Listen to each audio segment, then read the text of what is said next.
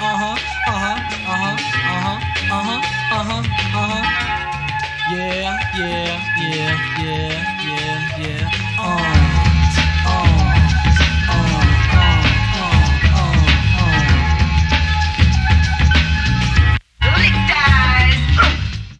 y'all doing, internet? Welcome back to the Alabaster Alcove. My name is Hennessy Youngman, aka the Pharaoh Hennessy, aka the Row Home Raconteur.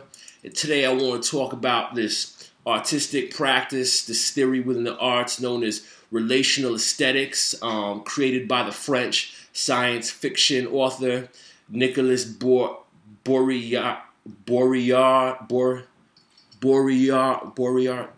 Did I pronounce that right? Basically, relational aesthetics is when someone with an MFA wants to meet new people, but because they spent all that time pursuing an MFA, they don't know how to talk to people normally, and they got really poor social skills, and they can't find no other way to meet new people other than forcing them into odd activities at their own poorly attended art openings.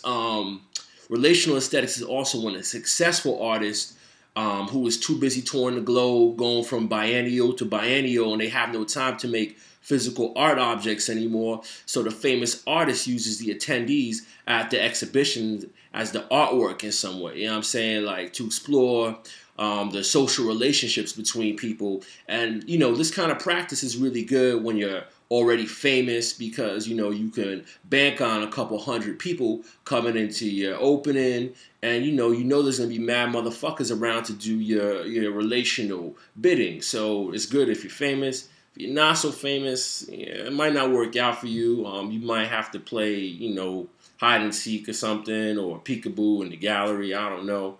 But if you're famous, you know, that's the way to go. Boom. Next to the ready-made, relational art is like the easiest art to make that there ever was to make, because on the most primary basic level, all you need is some eager people, and all you gotta do is, you know, take an activity that people do regularly out in the real world and just do it in a gallery. That's really it. I mean, like, somehow eating and drinking with strangers in some kind of convivial happening in the antiseptic confines of an art gallery or art institution is realer than getting drunk in a bar, having a one-night stand, and contracting herpes.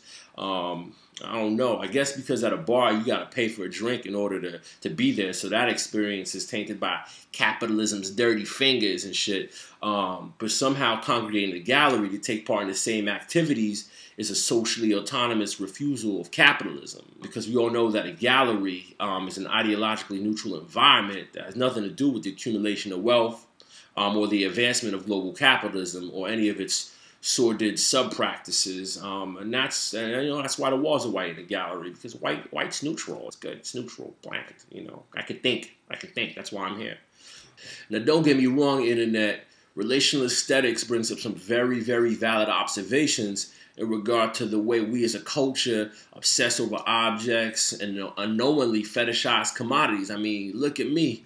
Every day I wake up, you know what I'm saying, I put on these shiny chains and shit, you know what I'm saying, you know, caress my shiny gun, and I even got a fucking clothes with my own face on it. I mean, you know, fuck, man, I'm a sad case. I know I'm a besotted slave to all these objects, and maybe relational aesthetics can turn the gallery into that river which a nigga shall receive his baptism and be cleansed of this materialist disease. But first, you know, I'd have to find a dope-ass wetsuit on Amazon before I got a baptism. I mean, something like this. I mean, look at that shit in action. Come here, fish nigga. Come here, fish nigga. Booyah. Got that ass. Killing you for Jesus, fish nigga. But in the end, internet, the concept of relational art is long on its way out. It's actually been around for like 20 years, you know what I'm saying? And all of its possibilities have been exhausted by numerous artists. And if you want to talk about relational aesthetics as some kind of detachment or refusal of global capitalism, you know, sticking it to the old man and really fucking with the system using artistic intervention, then ain't nobody doing relational art better than this motherfucker right here.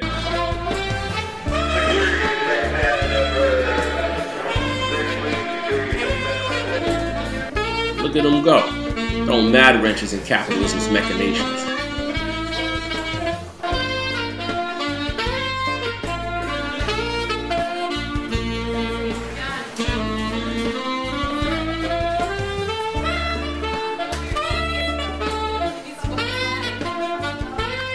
the best artist of 2011 right here, hands down. Shit.